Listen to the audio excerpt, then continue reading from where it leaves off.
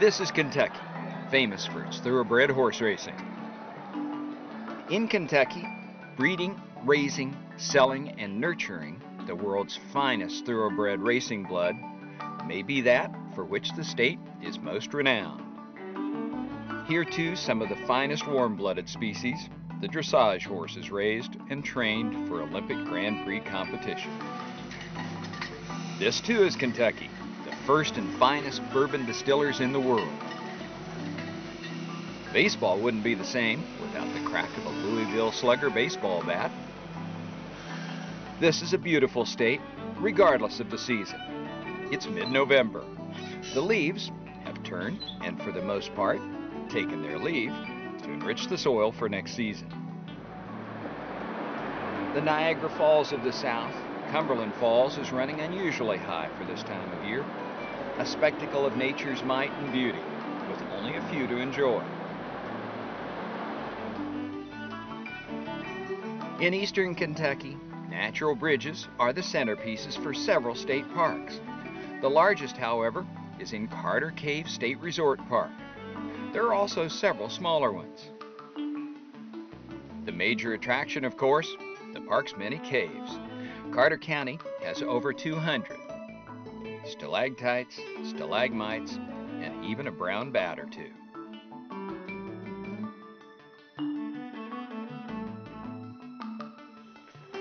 You hear the water? Do you hear the water? All right, we're going to go take a look at it. Park naturalists conduct tours of some year-round. Now, y'all be careful on the stairs down here. They tend to be a little bit wet.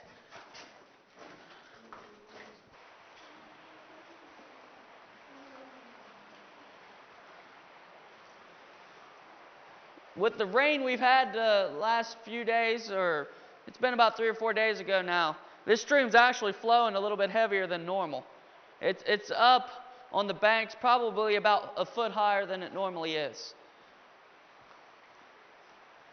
Well, in the 1920s, commercial caving started becoming popular.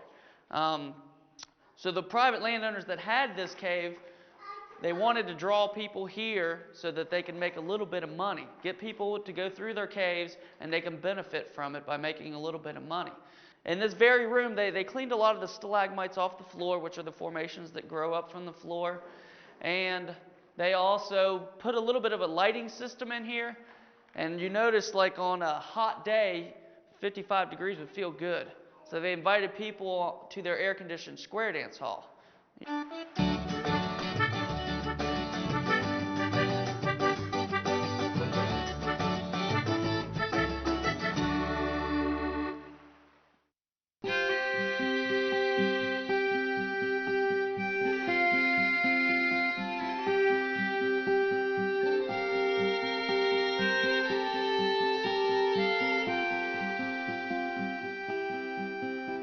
Well, I like to paint people, but I'm not a portraitist, if that makes sense.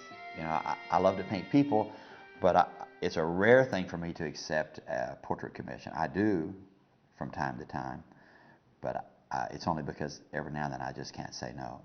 I prefer to paint people doing things. I worked with oil until my early 20s, and when I found watercolor, I found myself. It's spontaneous. It is impossible to control. It's disorganized. It's me. I mean, if you were to pick adjectives that are me, watercolor is me, and then it's permanent.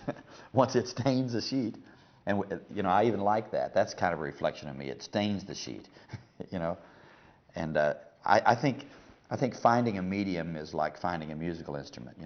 One guy plays the piano, and some other very talented person plays an oboe. I mean, you couldn't get much more different, but they each find their expression in these things. And so for me, when I found watercolor, it was like I found my instrument. There is something about these mountains that fashions character. I believe that. I think there's something about the ruggedness of them, the necessity of working together.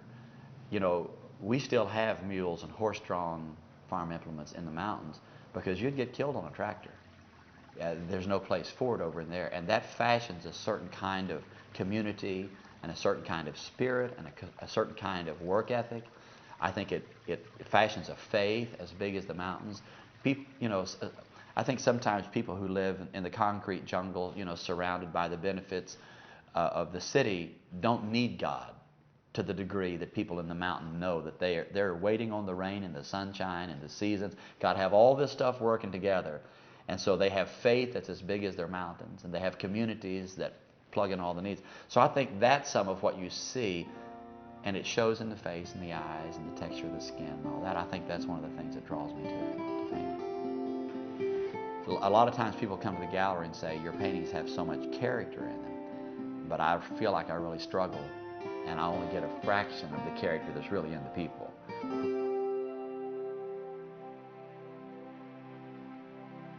The perception of Kentucky outside of the state is that we are like the Beverly Hillbillies, and we are like the Dukes of Hazzard, and we are like the movie Deliverance.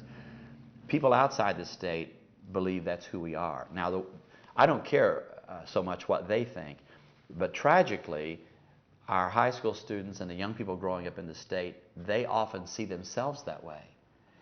And how do you change people's perception of themselves? Well, the best way to do that is through culture. And some of the most beautiful things in the world are being made in Kentucky.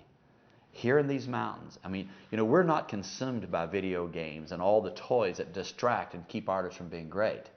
So the result is incredibly beautiful things are being made here. Not in New York, not in Chicago. I mean, I'm glad for what those people are doing. But, here we don't have to sit in traffic 3 hours a day. We have time to be home working on our craft. And so what the Artisan Center is doing, it's taking these things that have been hidden away and bringing them together in a single place where the world can see them, but I think more importantly, so we can see them, so our children can see them. And I think over time that the Artisan Center is really going to have an enormous impact on how we perceive ourselves as people. And at least I hope that that's what will happen. That's my dream for it. Why I started painting, I can't say, but I can tell you why I started drawing. When I was 3, now I was sick when I was a child. My bones were soft, wouldn't receive calcium, so I couldn't walk till after I was 3. I was born in the mountains about 3 hours from here, right on the edge of the Ohio River. My father, who worked at a sawmill 16 hours a day, would come home at lunch to see me because he was worried about my health. And so sometimes he would tell stories, and sometimes he would sing songs, and sometimes he would play the harmonica or the banjo or the guitar. But on one of those visits, Dad left me in a high chair and went and got a piece of white cardboard, the kind of white cardboard that used to come in stockings before they started putting them in eggs. And he brought that white cardboard to the table, and as I watched from my high chair, he began drawing on that, copied an image from a calendar, a picture of Jesus walking on the water, just making these delicate lines. And right before my eyes, a plain piece of paper became beautiful because he touched it. And that day, I mean, I believe, as much as I'm speaking to you, that day, destiny touched my face. And I knew I wanted to touch things with my hands and make them beautiful. So I became an artist on the inside that day. And Dad doesn't remember doing the drawing. Mom doesn't remember putting the things away. But I never forgot it. I can see it today. And when I went to the first grade, when I was 6, I went to the first grade. And there was this beautiful blonde-haired lady there named Mrs. McEldowney. And I went straight to the front of the room and I said, I'm an artist. If you need any pictures, check with me. And do you know that dear lady? I've often wondered, what she saw. Curly-headed boy. My eyes were crossed because of some surgery I'd had. Must have looked silly. But she bent down to me and said, "Follow me." And together we walked to the front of the room. She opened a drawer to her oak desk and got out a box of new color chalk. I'd never seen new color chalk. And she went to the blackboard and drew a rectangle and said, "When you get your homework finished, come here and do color chalk paintings for Mrs. McEldowney." And so that was the beginning of my career, you know. So, I mean, I don't know what she saw with her eyes, but with her heart, she saw potential. I'll tell you this. Years later, a few years ago, they brought me back home to Vanceburg and had Mitchell Toll Day, and the mayor declared it, and they all came out to see me. And he was giving me a key to the city, and the back door opened, and this little blonde-haired lady came in on the walker. I hadn't seen her in over 40 years. And I leaned over to the mayor and said, "Who is that?" I thought I knew. And he said, "Why, that's Mrs. McEldowney. Do you know her?" I said, "Yes." And I excused myself and went to where she was. And I said, "Do you remember me?" She said, "Oh, do I remember you?" She said, "I used to tell those teachers they would whip you for drawing pictures. And I used to tell them, 'Now don't you whip that boy, because he might grow up to paint the president.' But," she said, "I didn't know you really would." Isn't it incredible the way that people touch the clay of your life and leave a thumbprint here and a fingerprint there? We don't make ourselves, but we are made carefully by the people placed in our world. So in that town where there were no art museums and no art lessons and no art galleries and no artists, I dreamed that I could grow up and become an artist. And along the way, there were all those people touching the clay to make it true. That's how I became a painter.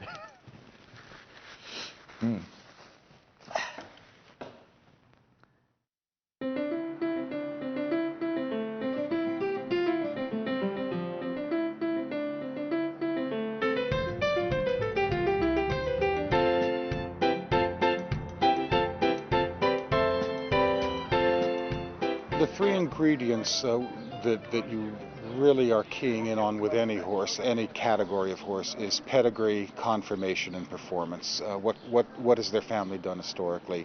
What do they look like? Do they look athletic, or do they look like they can produce an athletic horse? And how did they perform on the racetrack? And how have their offspring performed on the racetrack? And I think this is accurate, that nationally the horse business has the same economic impact or a bigger economic impact than either the motion picture industry or the garment industry. It is by far the biggest economic engine in the state of Kentucky. This is called a sale catalog, and all the horses for sale are listed 1 through, well, in this case 700 in this book. Now this will go on for 7 days, so you can see how many horses are going to be sold. But each page shows the lineage, the pedigree of every horse, the best horses, its age, its sex, its color, its mother and father, its grandfathers, everything that they did, the day that it was born, and everything else. So that's the first reference. You'll see everybody referring to their books. Second, we look at the individual horses one by one. Third, we follow them up to the ring, and that's where they're sold. Each horse gets about 2 minutes in the ring. Some of them are going to sell for $5 million, and some of them are going to sell for $5,000, and they still get about 2 minutes in the ring. You know, so it's a great thing. But it doesn't take longer to reach $5 million, because the bids are $250,000 at a time. So it's a real exciting thing, and auction's a great thing because there has to be a sense of urgency. There's a reason they created the auction. People spend more money at an auction than they do on a nice quiet afternoon at a farm. And so the auction, the idea is to make it go fast, to make people make fast decisions. Our job as buyers is to make them slow down and give us a minute to think about it. And it's fun to see who wins each time, whether it's the auction company or whether it's the buyers. I'm surprised that there are people who live in central Kentucky that have never had anything to do with horses. But I understand there are people who live in New York City, never went to the Statue of Liberty either, you know. But it's very big. This sale here will bring in $80 or $90 million cash in the space of about 10 days. And that's just trading dollars for horses. That's not to say anything about hotel rooms or meals or flights and that kind of thing. And there are about 7 of these sales a year. So obviously you can see it's a big thing, you know. Best thing about it is it's cash business. There's no credit here, you know. Keeneland is a very special place. It's in the middle of Fayette County in central Kentucky, in the middle of the bluegrass country of horse farms. and it's a place dedicated to the thoroughbred. We race thoroughbreds here in April and October, and we're the largest thoroughbred sales company in the world. We sell thoroughbreds, yearlings and breeding stock and 2-year-olds, all here. Keeneland's been in business since 1936. We have about 2/3 of the market of the United States for thoroughbred horses and about half the worldwide market for the public auction of thoroughbreds. Thoroughbred is a highly sought after luxury item, I guess you could say, and people come from all over the world to buy horses here in Lexington at the Keeneland sales. There are few places in the world where bidding for any object reaches into the millions. Sold that gorgeous mare in the back for $5,300,000. Thank both those parties. $5,300,000 for Spain. Let's give her a round of applause. What a great race mare.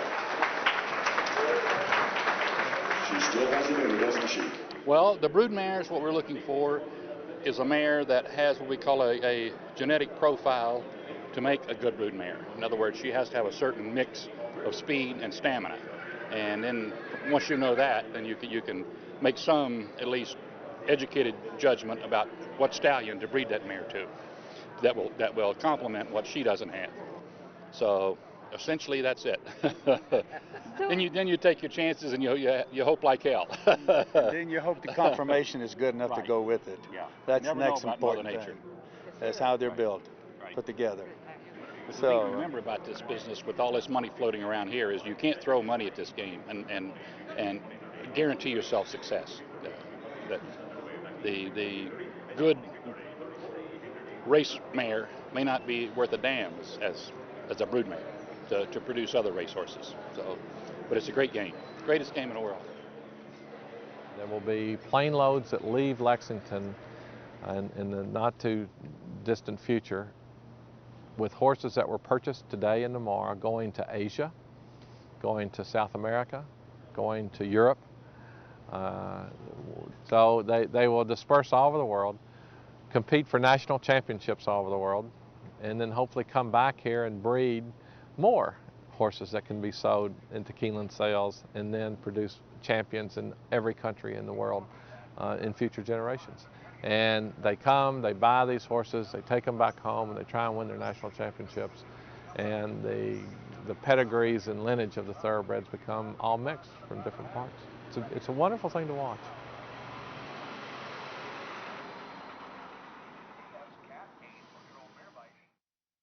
They're off running.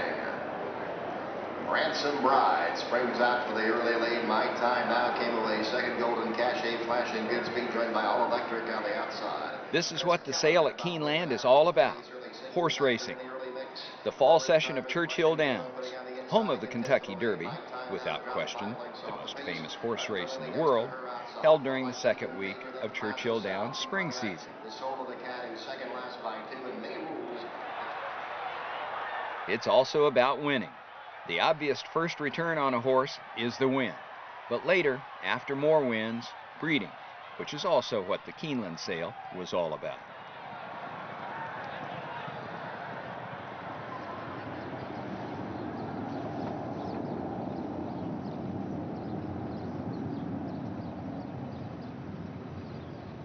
Race day begins early at Churchill Downs. For a period of roughly 4 hours each morning, they open up the racetrack so the horses can come out and exercise. Now, there are different, of course, regimens depending upon what the horse is doing, if they're leading up to a race, if they're coming back from an injury, whether it's a 2-year-old who is coming here for the first time ever to begin their career. So the trainer, of course, decides what period of the morning that they will send out their horses. The better horses might go out early in the morning. Those horses that are coming back from injury, well, later on in the morning, and also the 2-year-olds especially, later in the morning when there are fewer horses out there. And the reason for that, they're a little bit nervous. They're not used to the environment here yet, so there could be a concern that there might be a mishap. The horse bucks, rears, throws its rider, or what have you. So depending upon that, as well as the weather conditions, you know, they'll change up their various regimens. For the most part, though, that the horses that go out there, they gallop. They'll gallop a mile or 2 miles. They're already fit, so they don't need a speed workout.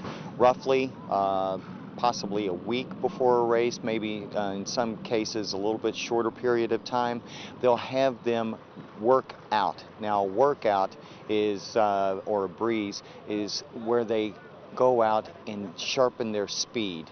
They don't go the race distance, but they'll go roughly half of the race distance at a top speed, and they will be clocked. And from that clocking, the trainer can tell what peak of performance that horse is probably able to do in a race.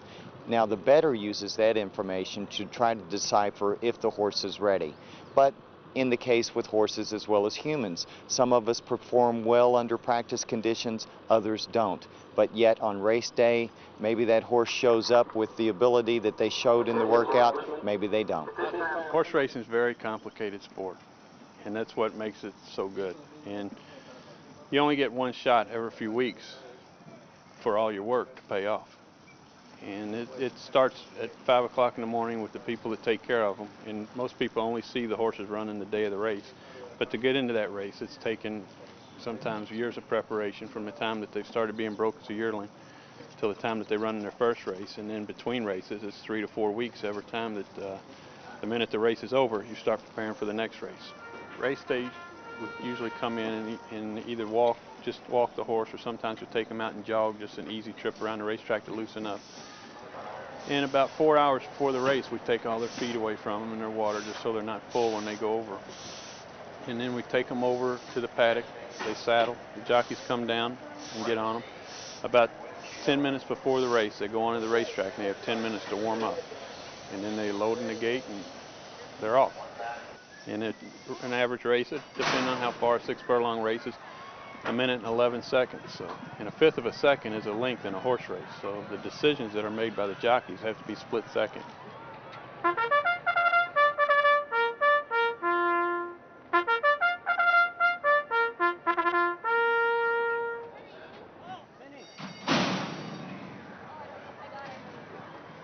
The jockeys, I think, are important. The jockey has to be able to get along with the horse, and they have to communicate through their hands with the horse and understand how hard the horse is working early in the race so they can save enough energy for late in the race, and decide whether to go inside or outside, and if the holes are going to open up or if they need to go around everybody. On Kentucky Derby Day, 140,000 show up. For a regular session in the fall, 8 to 10,000 come to the adventure. With, of course, the hope their picks will be the right ones.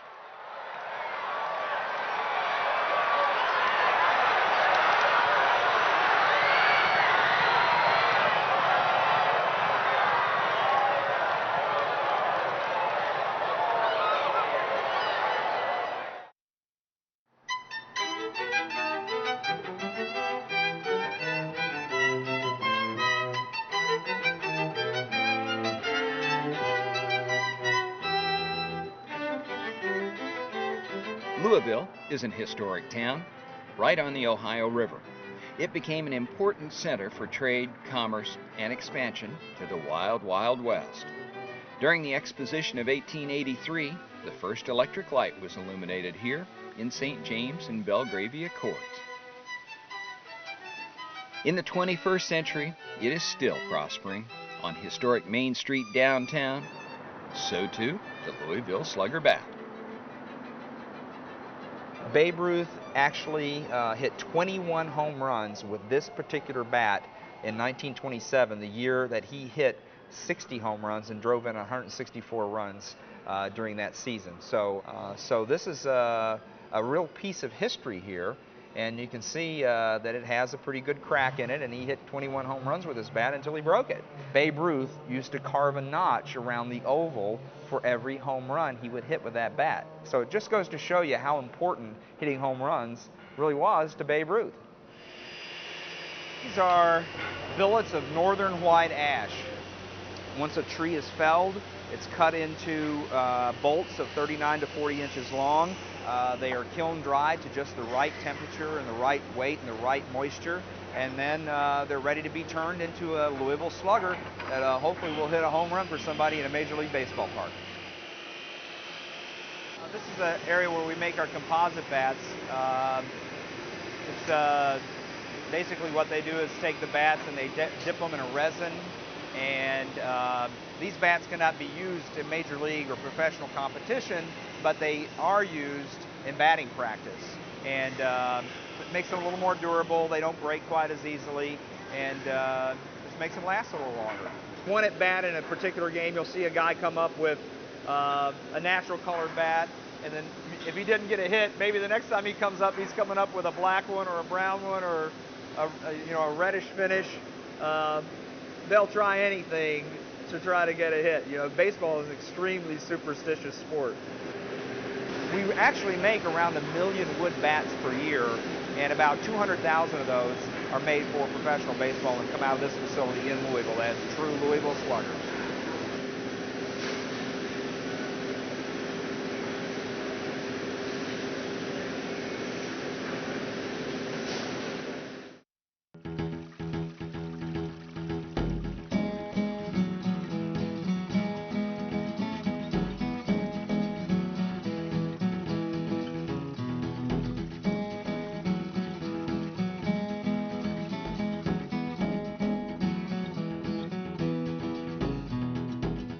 There is nothing more original to Kentucky than bourbon whiskey.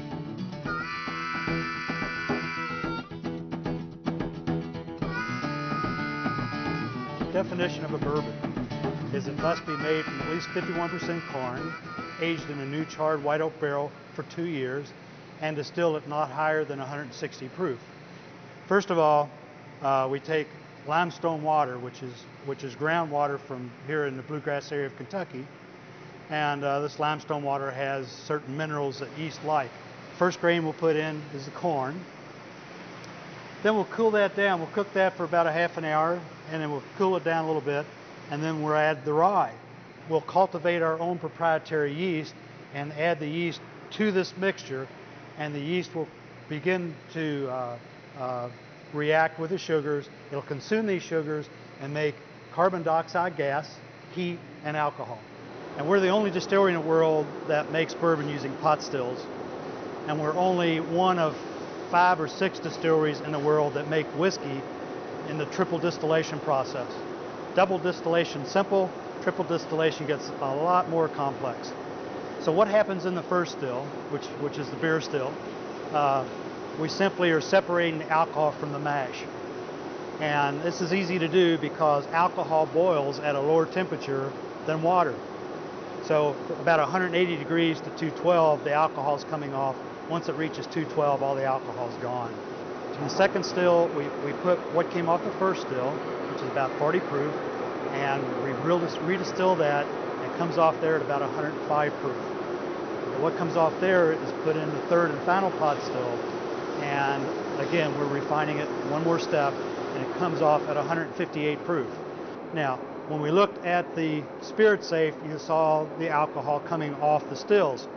It looks just like water. And that's because it hasn't touched the inside of a barrel yet. It smells very grainy, and if you tasted it, it doesn't taste anything like bourbon. This is called bourbon designate, and it's ready to go into the barrel. Once the barrel is filled, you take the poplar bung and drive it in the hole. We send it down, out the window, and it rolls down the barrel run to the warehouse. We'll rick these barrels in this warehouse, and they'll age here anywhere from 6 to 7 years. Now that's it's important because aging really has a dynamic effect on the taste of a bourbon. Once the barrel is deemed ready for bottling, we'll bring the barrel over and put it on this contraption called a dump trough. And we'll take the barrel and dump it. That's what a dump trough is. So you get an idea of the color of the whiskey. Remember, it went in looking like water, and it's coming out with great color. A good bourbon when you're judging a good bourbon, one of the first things you look for is the color. And this is a nice, deep, rich amber, which is perfect. If it was yellow, it means it's probably not been in a barrel long enough, and it's gonna have a bite to it. It's not going to be very smooth. If it's dark brown, it means it may have been in a barrel too long. It may have some woodiness to it. It may be slightly astringent, very dry. So this is wonderful. There are only 2 cooperages in the world that make bourbon barrels. Bluegrass Cooperage in Louisville is owned by Brown and Foreman, who also own LeBrow and Graham, Jack Daniels, and a host of other companies. We're the largest new and used cooperage in the world. We're producing 350 to 400,000 barrels per year, and right now our production level is 1,800 barrels per day on 2 shifts. We take the heading wood and make the heads. They're made square, then they go to the rounder and they're cut to the barrel ends. All the heading and stave wood starts out 5/4 of an inch thick. It's planed down to 15/16 of an inch. Then after joining the stave wood, we'd raise the barrel, and then the next process, the barrel would go into the steam tunnel. We're putting heat and moisture in the wood there so that we can shape the barrel without cracking the wood. Coming out of the steam tunnel, then we're putting a second truss hoop on the barrel. It's taken the shape of the barrel now, no heads in it, and from there it's going into the toasting room. Coming out of the toasting room, the barrel goes into the char fires. There we ignite the inside of the barrel and it burns, and we put a char on, an alligator skin looking char if you will. And then from there the barrels go into the head up department. We're putting the heads in and the 2 head hoops on. We'll put the last 4 hoops on, put a liter of water, about 10 to 12 pounds of air pressure in the barrel, and from there we inspect the barrel. Then they'd know the day the barrel was made, the inspector that put the final inspection on, and we're ready to go and put the whiskey away for aging.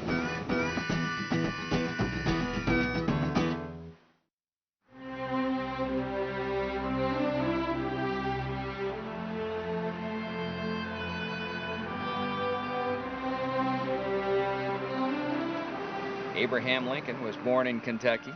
There's a National Historic Monument and what may have been his family's cabin.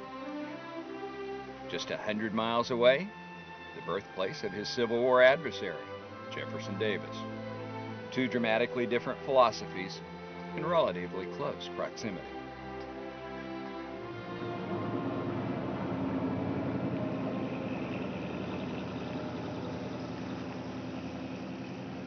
Berea is an interesting and a rich community. The influence of Berea College is very real. It's, you know, everybody says, from U.S. News and World Report and others, they say that Berea College is the finest small college in America. But how do you really compare a large university to a small college? It's an incredible place. Kids come here from all over Appalachia to become educated. Have been doing it for 150 years, and sometimes they don't go home. And after 150 years, that affects a town. The community of Berea, 10,000 or so now, built up around Berea College, a unique institution established in 1850. Based on religious principle, but without specific religious doctrine. Berea is a unique institution and has a very unique mission. And it's been doing it for almost 150 years now. Founded in 1855 by John Fee, a really ardent abolitionist, on a land grant provided by Cassius Clay. Fee came to this ridge and set up a college that really wanted to integrate learning and integrate both black and white men and women to offer the very best opportunities for education. And I think one of the keys to Berea is that we have served this population of African Americans and mountain youth by raising standards and expecting them to achieve things at the very highest level of a top-rate liberal arts college. Berea's no tuition policy really was one that we arrived out of necessity. Early in the history of the school, the two populations we served were emancipated slaves and youth from the Appalachian Mountains in eastern Kentucky. Both of these populations had great potential educationally, but very limited economic resources and means for that. So the decision was made not to charge tuition or in effect give every student a full tuition scholarship. See, when I first learned that I was going to come here, one of my friends referred to Berea as Broom U, because Berea has had a real history of work and in incorporating and integrating labor with learning.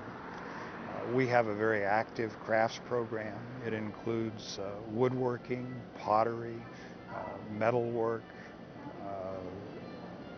and also broom making, weaving and textiles, a number of crafts that not only become artifacts and things that we can sell that reflect the Appalachian orientation towards both utility and quality, but also to help our students learn about their heritage, about Appalachia, and give them an opportunity to learn about the joys of simple labor and simple work and producing something of beauty that is functional and useful. And I think the high price and reflects the high value of the goods that Berea College students produce.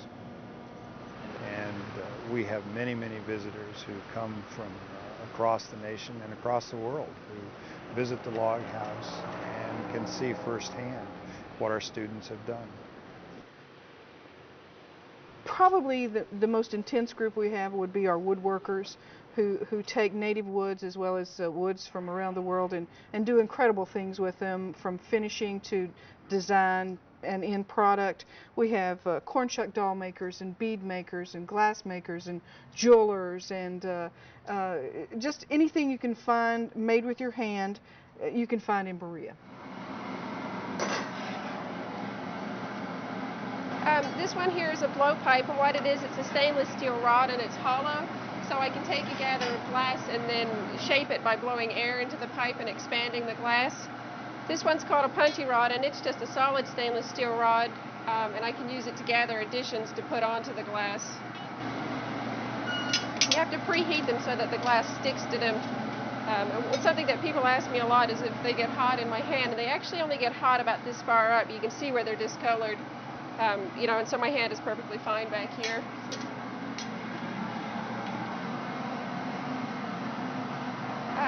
The other tools that I'm using are traditional glassmakers' tools, and the design of them actually hasn't changed in 600 or 700 years. They're very similar.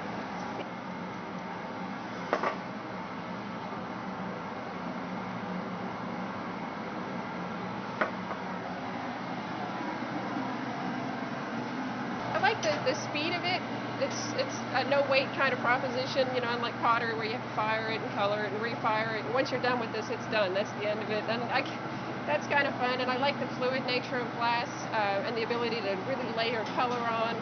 I have a lot of fun with that.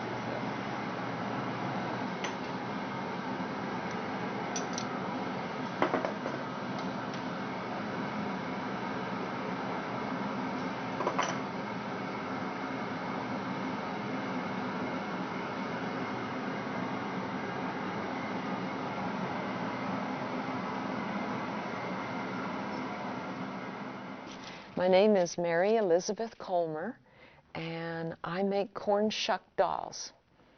I use as many natural things as I can. This hair is a plant called flax. It's the stem of a flower, and they pound it and make this beautiful stuff. It looks like real hair almost. And I use flowers that I grow in my garden. I've got piles of these flowers that I use.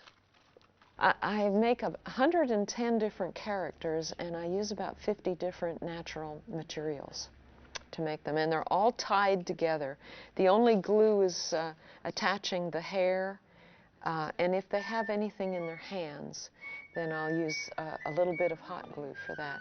I know hot glue is discouraged, but you can peel it off and replace it with something else that the customer wants. I have made 9,633 dolls in 32 years. I never dreamed I'd keep track, but there it is. I may cross the 10,000 mark this year. I've threatened to quit at 10,000, but people don't want me to, so I don't know. I don't know what I'd do with myself next year if I don't have dolls to make.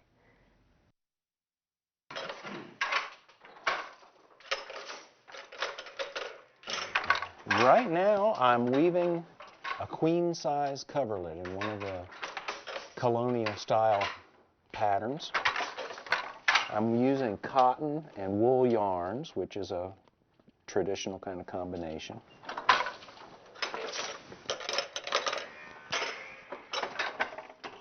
I have 1,660 ends in the width of my fabric here. I put 21 yards on the loom to start, and each one of those threads has to go through an eye on one of these frames here. And every pattern has its own threading sequence. And then when I weave, I have to lift the frames up in different combinations. And each combination makes a different bit of the pattern appear.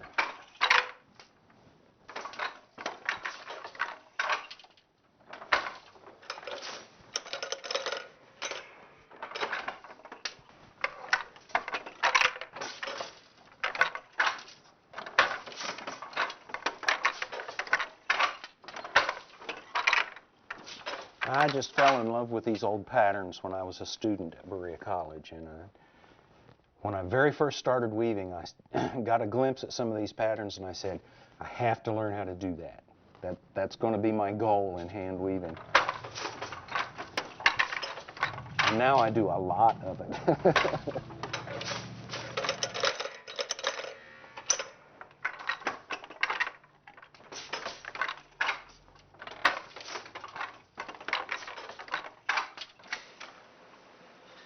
We make by hand items the same way that's been made here for the last 81 years. We make couch throws, baby blankets, scarves, stoles, accessories for wearing. But we make by hand products that we sell all across the United States and some international sales, handmade items.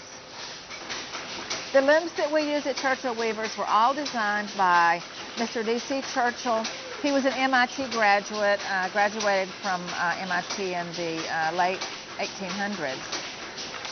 And the looms that we use here are based on his designs. Most of them he actually built. So they are really old. They're cranky, they're cantankerous, they're individual, and we have to treat them like individuals. Each one has its own little peculiarities. It's hard to learn to be a good weaver because of the balance and the rhythm required just innately in the person. But our looms are considered state of the art of 1922.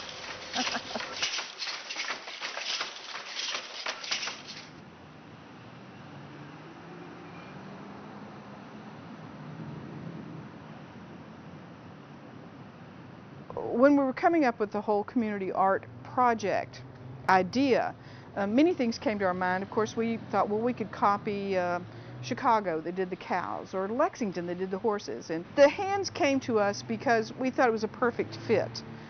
We wanted the project to do several things. We wanted the project to bring in people from the community that would never think of themselves as artists or living in an art community or appreciating art into the circle of those people who do. So we picked the 6-foot hand. It had to be manufactured here in Berea by a local company called Poke Boat. The artists who would embellish, paint, or decorate these hands must have a Berea connection, again keeping it all within the community. And we chose the hand because an open hand is welcome, and we are a tourist destination. We chose the hand because we are handmade, and because of Berea College history of service as a mission of their whole existence. You serve with your hands. And so the project came about with the hand, and we thought that was appropriate.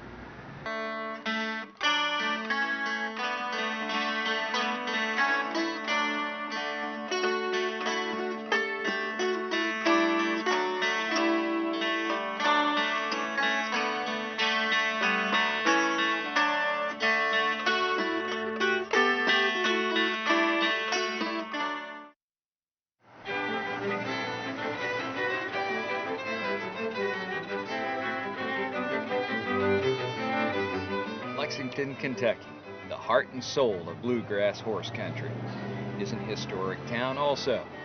Old homes grace streets along Fayette Park in a stately elegance of stained glass and gas lamps.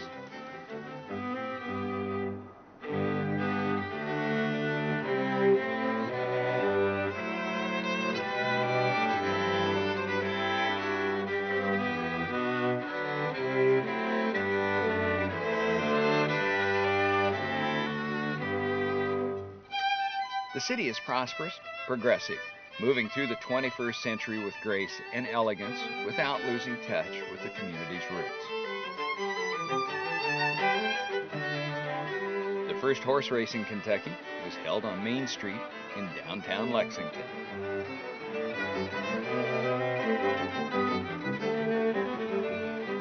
There's a farmer's market downtown on Saturdays.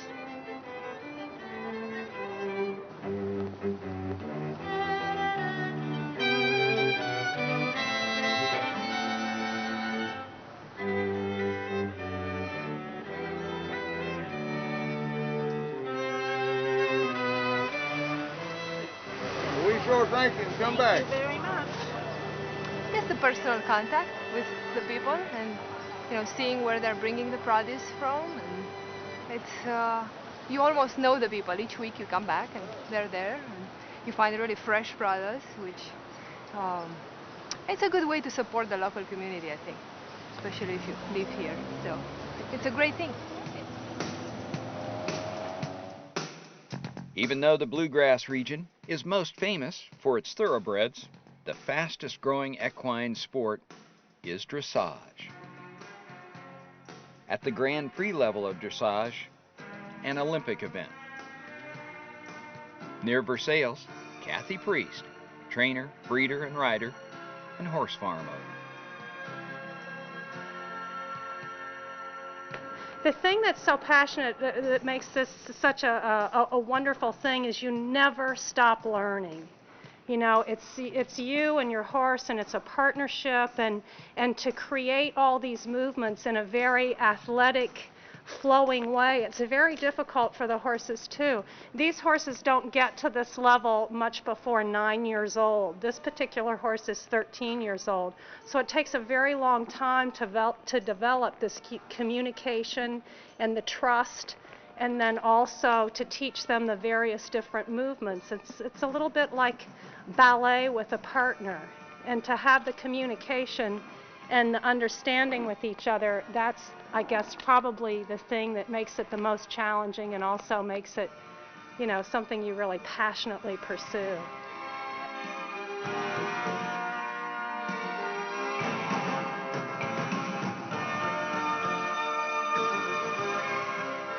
Ingenuous people, spectacular horseflesh, and beautiful scenery. That's it for Kentucky and this Discoveries America episode. Thanks for watching.